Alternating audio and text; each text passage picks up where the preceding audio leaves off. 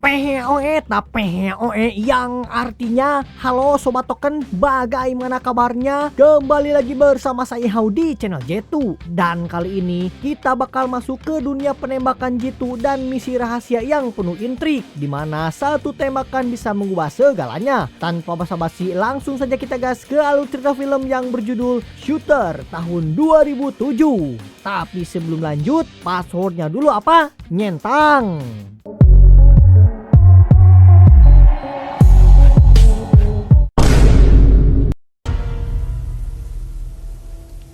Kisah akan dimulai dengan diperkenalkan kita dengan seorang pria yang bernama Bob Lee Swagger, seorang sniper Amerika bersama rekannya Donnie sebagai pengamat. Bob dikenal sebagai penembak jitu yang selalu tepat sasaran berkat kemampuannya membaca medan dengan cepat.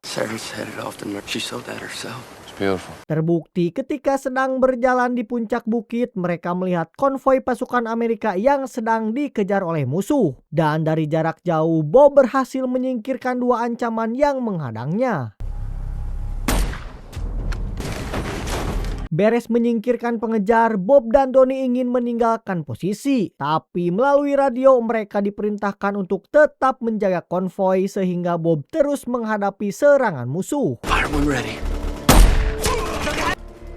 Posisi mereka akhirnya terbongkar dan diserang artileri. Donnie mencoba meminta bantuan tapi markas tidak merespon. Ketika musuh mengerahkan helikopter serang, Donnie menyarankan untuk melarikan diri. Tapi Bob tetap menembak untuk menjatuhkan helikopter itu. Akan tetapi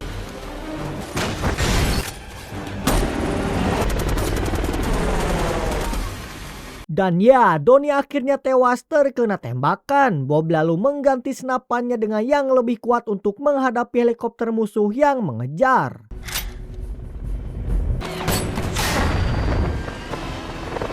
3 tahun kemudian, Bob pensiun dan hidup menyendiri di pegunungan bersama anjingnya yang berlokasi di Virginia. Di sisi lain, kita diperkenalkan dengan Kolonel Johnson yang sedang meneliti rekam jejak Bob, yang terkenal sebagai sniper ulung dan pernah melumpuhkan sebagian besar pasukan musuh.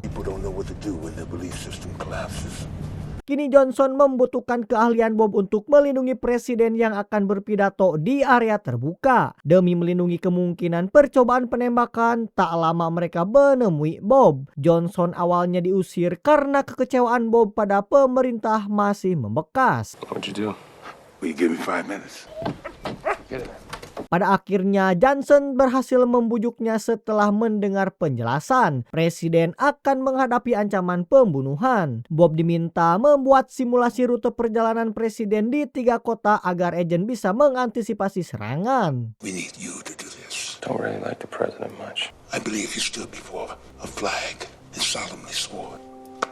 Meskipun begitu, Bob menegaskan bahwa ia sudah selesai dengan masa lalunya. Alih-alih Bob mengantar mereka pergi, ia malah tertarik pada mobil sang kolonel dan pura-pura memotret mesinnya. Padahal ia sebenarnya memfoto plat nomor mobil tersebut.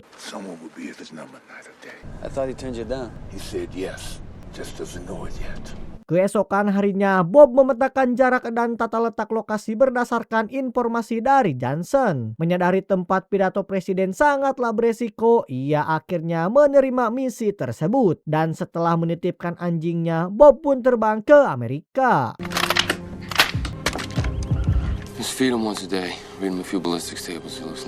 Berdasarkan analisisnya, ia menyimpulkan lokasi paling berbahaya adalah atap gedung di Philadelphia, sekitar 1,6 km dari target. Rencana tersebut membuat Johnson dan timnya kagum. Johnson menekankan operasi harus sempurna agar pelaku bisa ditangkap hidup-hidup dan meminta Bob untuk mendampinginya di hari H.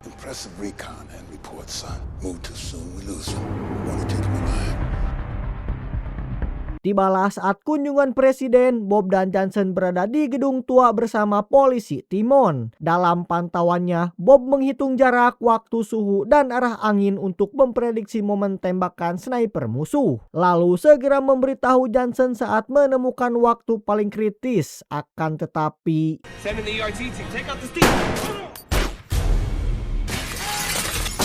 Dan ya, si koplok Timon yang seharusnya mengawal Bob malah menembaknya, membuat Bob terkena 2 peluru, tapi berhasil melarikan diri meski kondisinya kritis. Militer dan FBI segera mengejarnya, sementara lokasi dibuat seolah Bob berusaha membunuh presiden, termasuk senjatanya dijadikan barang bukti.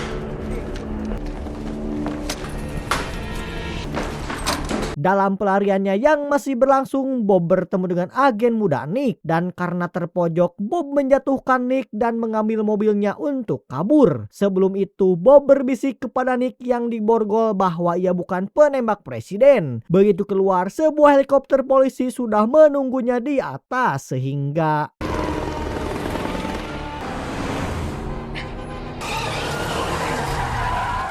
saat disudutkan oleh helikopter, Bob nekat menabrakkan mobilnya ke laut. Beruntung ia selamat dengan bergelantungan pada kapal tongkang. Kemudian mencapai daratan dan menemukan mobil tua untuk melanjutkan pelariannya.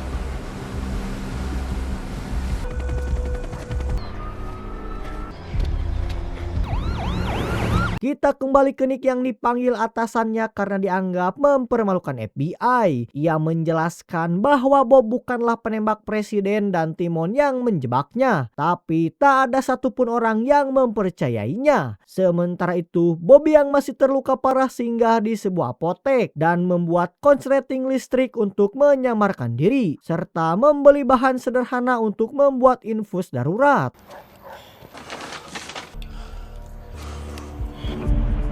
Setelah mengubah penampilannya, Bob sampai di Kentucky dan mencari Sarah yang merupakan istri mendiang sahabatnya Donnie yang dulu ingin menjadi perawat. Bob berharap Sarah bisa menolongnya, meski awalnya ragu. Sarah akhirnya percaya dan bersedia untuk membantu.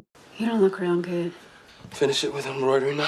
And once a year I got the flowers. Malam itu, Bob membius dirinya sendiri agar Sarah bisa menjahit lukanya. Dengan tangan bergetar karena Sarah belum terbiasa melihat darah. Sementara itu di kantor FBI, Nick mulai meneliti ulang kasus penembakan. Dari perhitungan balistik, ia menyimpulkan target sebenarnya bukan presiden, tapi seorang uskup Ethiopia yang tewas karena peluru nyasar. I did the math.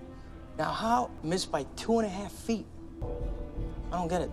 Uskup itu sempat mengungkap isu besar tentang perbudakan modern dan penggusuran paksa, sehingga berpotensi untuk dibungkam. Nick berusaha menanyai Timon, tapi rekannya Galindo memberitahu bahwa Timon ditemukan tewas malam itu. Semua ini membuat Nick yakin ada konspirasi besar yang menyingkirkan uskup. Timmons was killed by a mugger in an alley last night. In a conspiracy, all loose ends are trimmed. Nick melanjutkan penyelidikan dan mendatangi dugaan posisi sniper. Ia menemukan 3 lubang kecil di tanah seperti bekas tripod yang cocok dengan tipe senjata yang digunakan. Namun gerak-geriknya mulai diperhatikan pihak tak dikenal, menandakan ia sudah terlalu jauh masuk ke dalam konspirasi.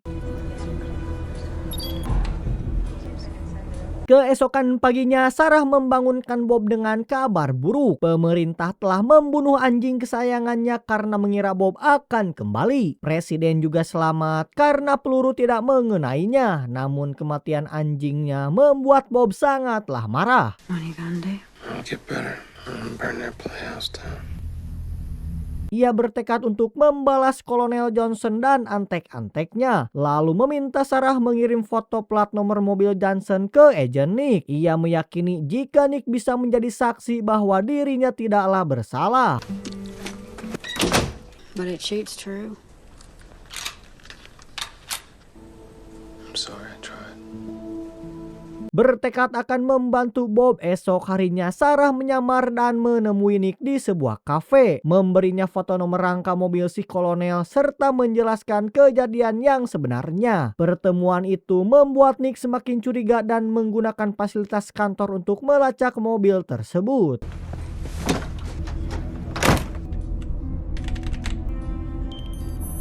Tindakan Nick melacak nomor kendaraan itu langsung membuat si kolonel dan bawahannya curiga karena mereka mengira Nick bekerja sama dengan Bob. Siang harinya Nick pun diculik kemudian disiksa brutal dan mereka menyiapkan skenario agar kematiannya terlihat seperti bunuh diri. Akan tetapi Quit your struggle.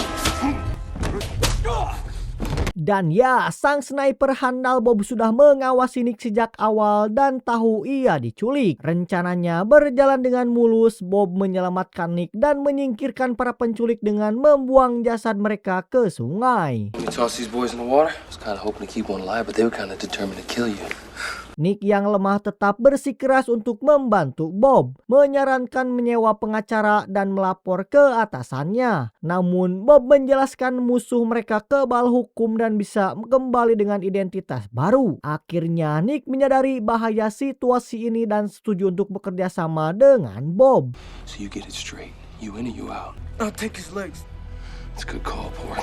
Di tempat lain, kolonel mendapat laporan bahwa upaya mengeksekusi Nick telah gagal total dan ketiga agen tewas ditembak oleh sniper. Seketika ia menyadari Bob masih hidup dan mendengar kemungkinan Sarah istri Donnie membantu Bob dalam pemulihan.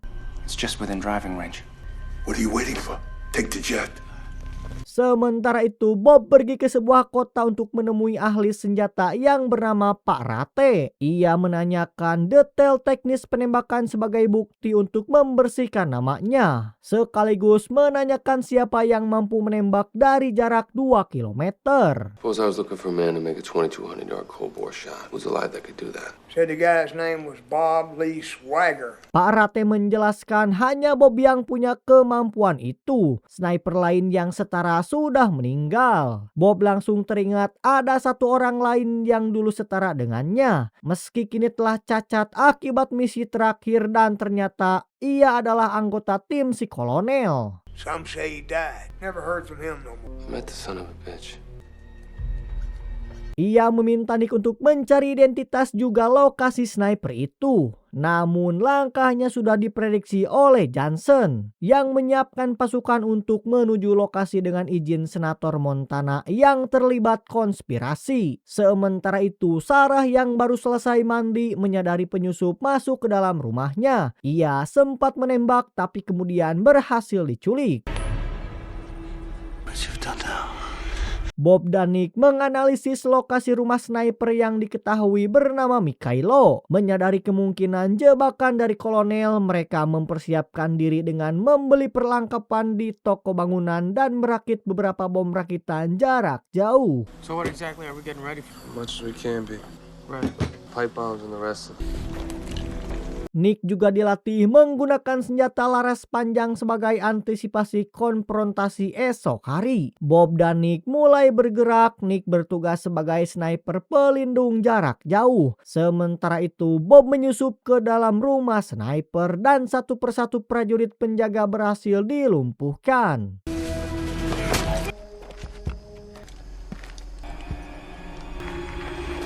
Sambil menyusup, Bob meletakkan bom-bom rakitannya, bergerak perlahan dan memanfaatkan bayangan agar tidak terlihat. Melewati penjaga yang berpatroli sambil sesekali memberi kode kepada Nick lewat radio untuk memastikan posisinya aman. Akan tetapi One above you in the roof.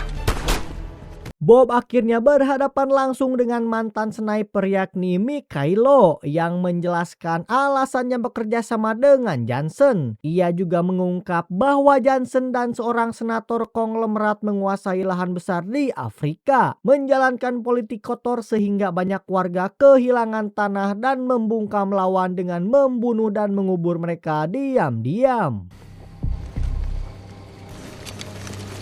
Target mereka sebenarnya adalah uskup Ethiopia yang ingin membongkar identitas para penguasa lahan itu. Bob pun bertanya mengapa Mikhailo memberikan semua informasi penting itu secara cuma-cuma. Mikhailo mengaku bahwa awalnya dia diancam Johnson dan tak punya pilihan selain untuk menjalankan rencananya. Bahkan menyarankan Bob sebagai kambing hitam.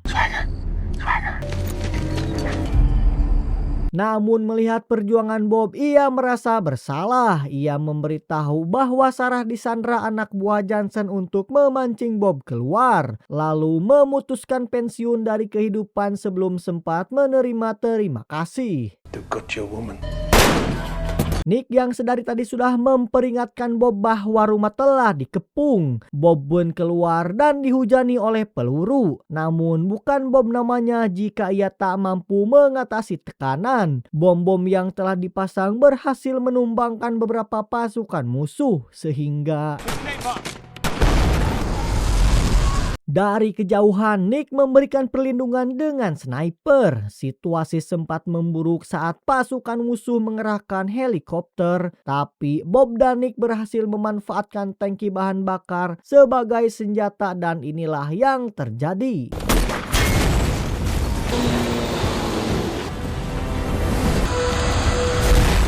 Keesokan harinya FBI digegerkan oleh puing-puing helikopter dan properti yang hancur tanpa satu pun jasad. Nick menelpon atasannya dan mengaku menangkap Bob tapi tak bisa menyerahkannya karena tak lagi tahu siapa yang bisa ia percaya. Yeah, I'll keep in touch. Sementara itu, Kolonel Johnson mengancam Bob dengan menyandra Sarah. Bob tidak gentar sedikit pun karena pengakuan Mikhailo sudah direkam lengkap dengan dalang konspirasi. Dan ia juga mengetahui lokasi bukit tempat 400 korban perusahaan minyak dikubur. Where are we meeting? Coming from a goddamn long way off. Akhirnya disepakatilah pertemuan. Johnson membawa Sarah dan Bob harus tampak muncul dari kejauhan. Mereka bertemu di pegunungan bersalju. Johnson, Sarah, dan senator pun tiba di sana. Sementara Bob muncul perlahan dari kejauhan. Akan tetapi dan ya, seperti dugaan Bob, Kolonel Johnson telah berkhianat dengan menempatkan 3 sniper tersembunyi. Bob sudah memperhitungkan hal ini dan menembak mereka satu persatu, yang membuat Kolonel dan anak buahnya panik karena tak tahu dari mana tembakan berasal.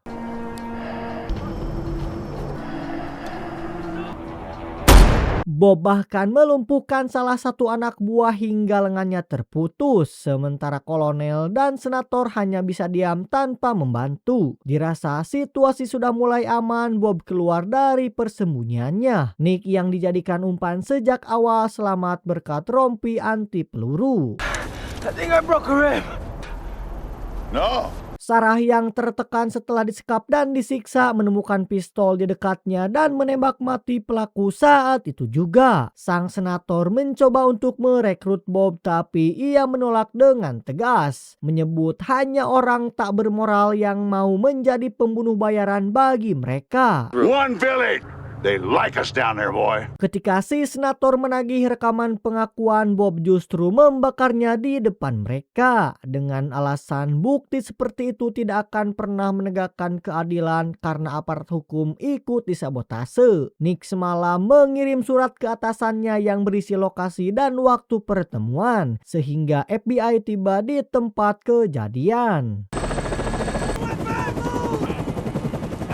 Beberapa hari kemudian, Bob dibawa ke sidang khusus dipimpin oleh Jaksa Agung. Dihadiri oleh pimpinan FBI, Kolonel Nick dan Sarah, Bob memaparkan pembelaannya dengan runtut. Mulai dari peluru yang ditemukan di korban yang memang dari senapannya tapi diambil saat latihan menembak kaleng di awal film.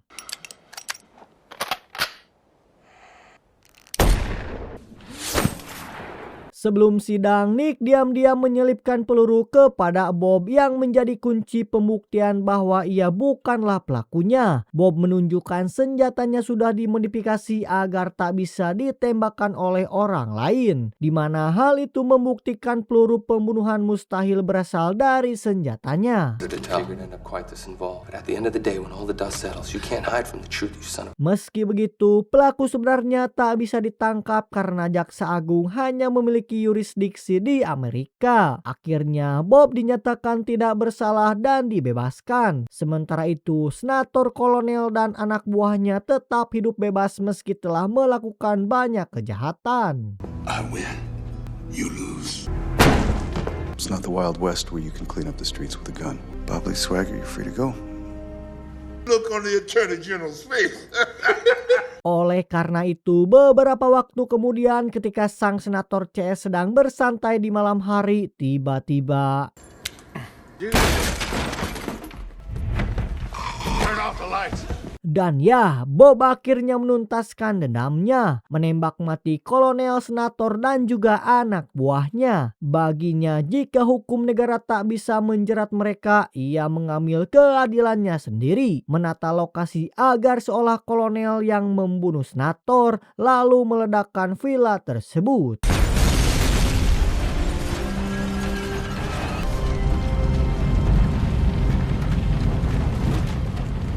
Dengan itu, kini sang sniper jitu itu sudah tuntas membalaskan dendamnya karena telah dikhianati dan dijadikan kambing hitam oleh oknum pemerintah yang berkuasa. Tamat ending yang sangat membagongkan. Pesan yang bisa kita ambil dari film ini adalah kadang hidup menempatkanmu di posisi yang sulit. Tapi seperti Bob Lee Swagger, ketenangan, kecerdikan, dan keteguhan hati akan membantumu untuk menghadapi pengkhianatan dan menegakkan kebenaran. Intinya jangan pernah menyerah bahkan saat semua tampak melawanmu. Saya Ihau mewakili jajaran direksi J2 Movie yang bertugas mohon pamit undur diri. Sampai jumpa di alur cerita selanjutnya. Goodbye.